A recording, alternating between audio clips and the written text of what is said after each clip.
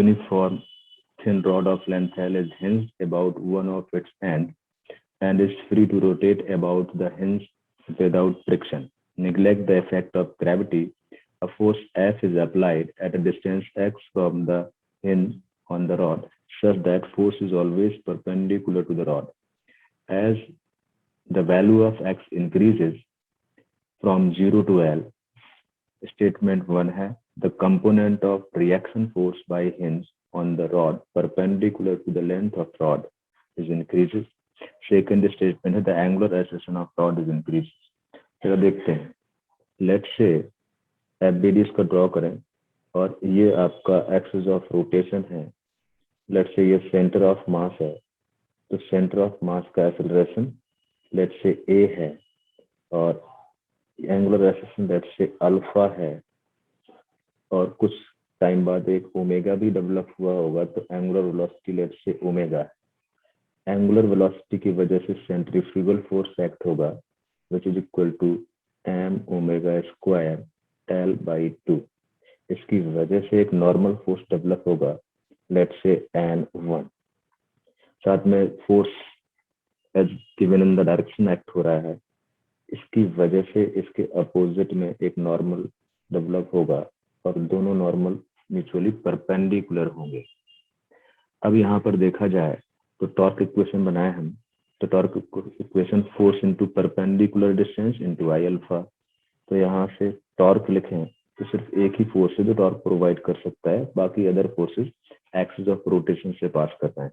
तो F into let's say x distance पे act हो रहा है which is equal to I alpha मतलब एम आर स्क्वायर मतलब m L square by 2 and L square by 3 into alpha. तो यहाँ से हमारे पास अल्फा आया और अल्फा का वैल्यू आ रहा है 3f(x) divide by m L square. चलो एक एक करके देखेंगे, पहले ये लिख के रख लेते हैं क्योंकि अल्फा का वैल्यू आ गया.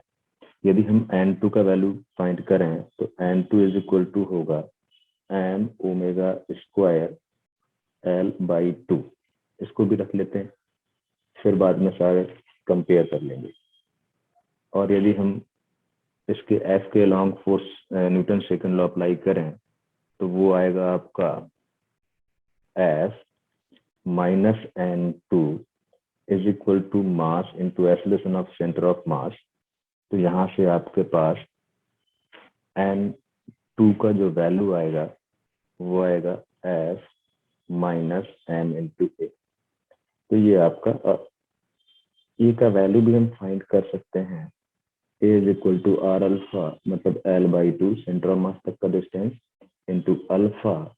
तो यहाँ से ए का वैल्यू आ गया आपका L बाई 2, वैल्यू रखते थे L बाई 2 और अल्फा हम कैलकुलेट कर चुके हैं 3f(x) divide by m L square. ये तो आपका अल्फा का वैल्यू आ गया. यहाँ से एक एल से एक एल कैंसिल भी हो जाएगा, तो ये 3/2ml और ये f(x).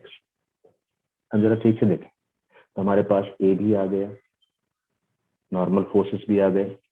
अब यहाँ से कंपेयर करने की बारी आई.